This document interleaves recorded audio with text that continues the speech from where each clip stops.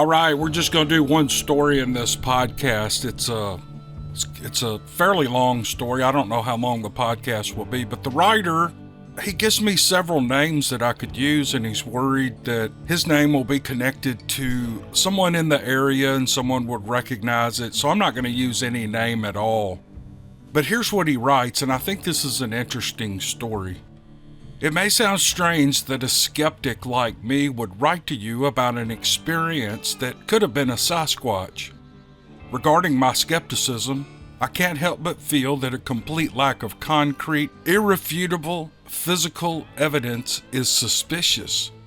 Now don't get me wrong, I would be thrilled to learn that we shared this earth with another mysterious primate.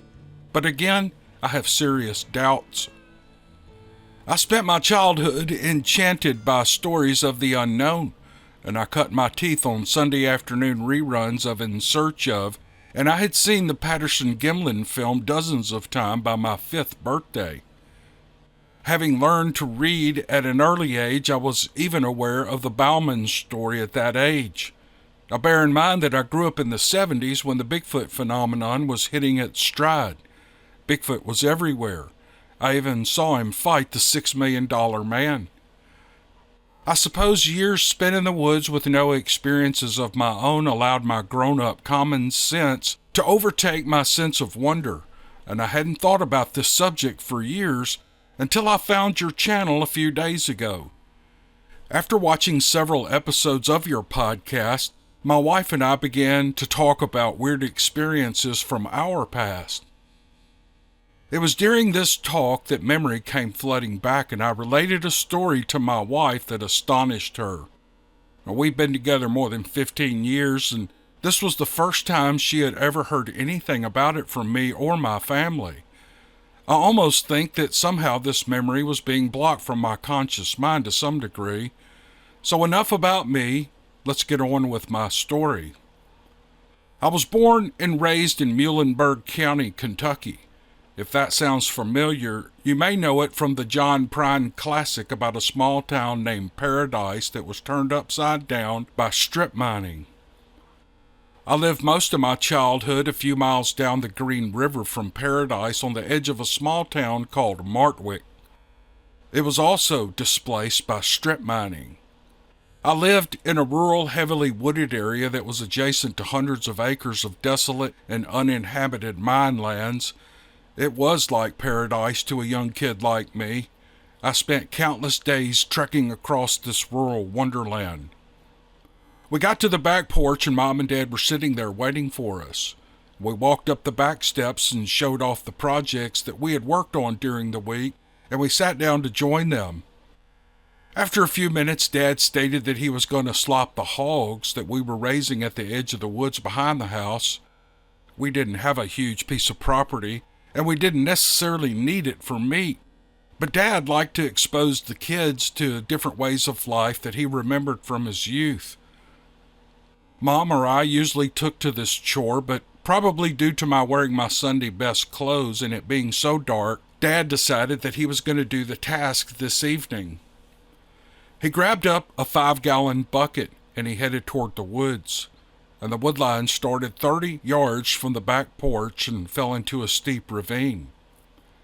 The pig pen was about 20 feet into the woods, situated right where the hill began to descend. And as the edge of the woods was grown up into a thicket, one had to go several yards left to the edge of our property to enter the woods where the undergrowth was thinner. And then we went back to the right to get to the pig pen. We watched Dad walk down the backyard and disappear into the woods, and it wasn't long before we heard Petunia starting to oink and even squeal a little.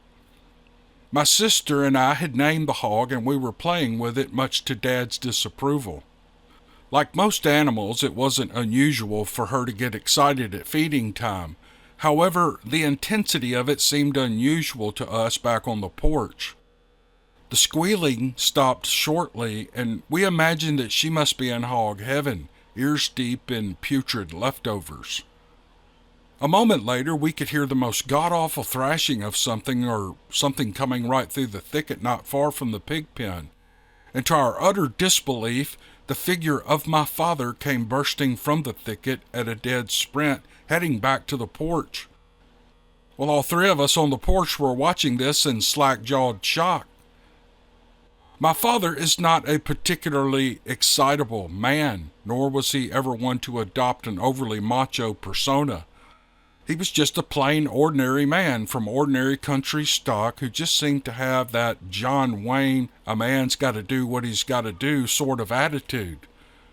My dad had been a star athlete in high school, and I don't think I had ever seen him run before. He'd worked all day and at his own pace if something needed to be done, but he wasn't into exercise.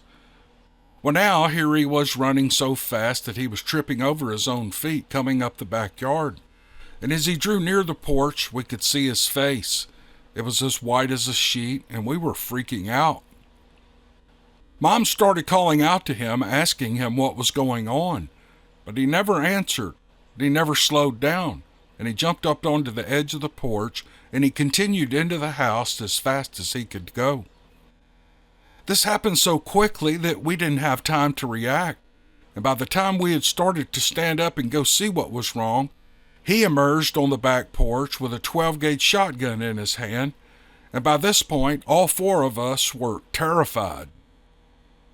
Mom was pleading with him in hushed tones to explain what was wrong.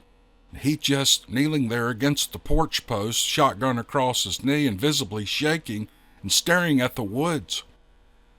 Eventually, she just stopped asking, and we sat there with him in silence. What else could we do?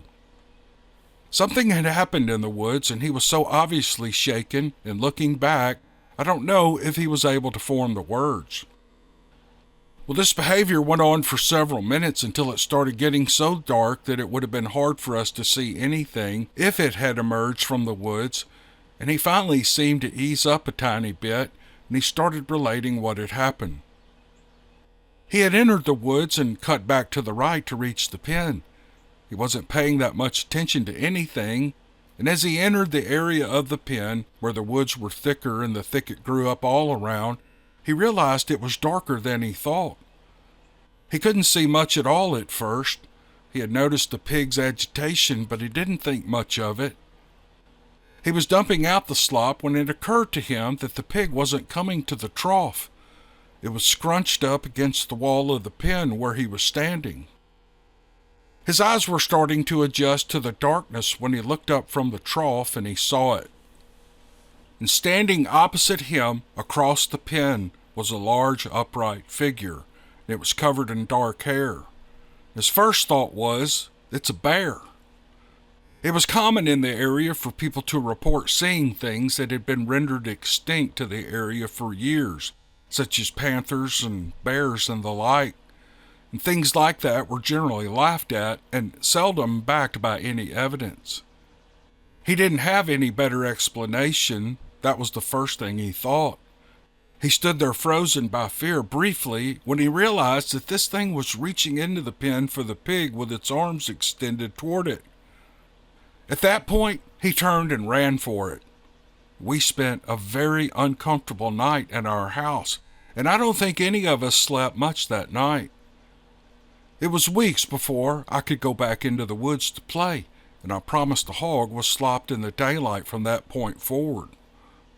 We were going through hard financial times, and Dad was drinking a lot more than I ever had seen him drink before. He was drinking that night, but I didn't think to excess. And by the time he reached the porch, there was no trace of intoxication left in him, and he didn't drink again for the rest of that night. Oddly, I don't remember Dad or Mom ever speaking of it again. I don't know if I would call it shame. He just didn't seem comfortable with the level of vulnerability he had shown in front of us. I was terrified, and I don't know what was worse, a creature in the woods out back or seeing my dad scared. The other night, as I sat with my wife, I tried to reason it out. I would love to be able to explain it away, but I can't. My wife suggested that maybe he might have staged the whole thing for me. Well, I was eaten up with all things Bigfoot at the time, and I was walking toward the woods with a camera 7 days a week. I can't accept that either, though. First, he did seem to delight in feeding whatever curiosity was fueling my young brain at any given time. I have a hard time believing he would go to such extremes for that reason, though. And second, if he had talked to Mom and my sister beforehand, I don't think all three of them could have pulled it off that seamlessly. My sister is a notoriously poor liar.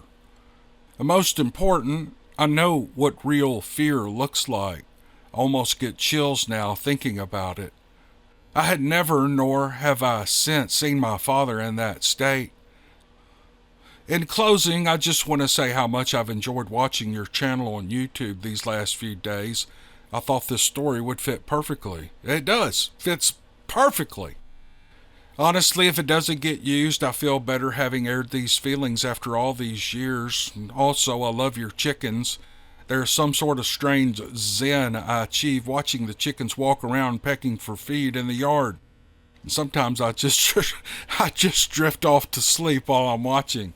By the way, folks, I'm going to be putting more videos of these chickens up pretty soon. I was going to film them today, but it's raining outside, and I don't want to get my camera gear out in the rain and mess it up, so maybe tomorrow. The weather's turning pretty. It's today is April the 3rd, and we've got 70 and 80 degree days forecast for the next 10 days. So there'll be a pretty day in there, and then I'll also put the GoPro on. And only 3 dogs now go for a walk. We only have 3 dogs left. My 2 older dogs have passed away, so there's not much action. They're little dogs, and they don't really show up well on camera.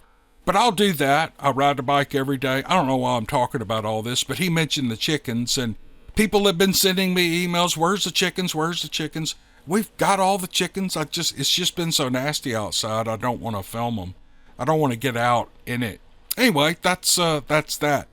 Back to the story. This was a great story. And I was thinking as I was reading it, my father's face and his body language and his disposition were in my mind as I was reading the story. And I could absolutely connect with this writer, thinking what my dad would look like scared. I never saw him scared, ever, not once. And so I don't really know what he would look like scared, but if I saw him running and tripping over his feet, trying to get back to the house away from something, he comes back out with a shotgun in his hand and just sits there beside us, ready to defend the house, and never said a word.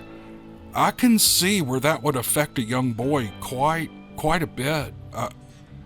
I don't know, it's just a little nuance, but I'm still thinking about my dad and what he would have looked like and how I would have reacted, and how, exactly like this man, I would have thought about it the rest of my life. That would be one of the premier memories I would ever have of my father.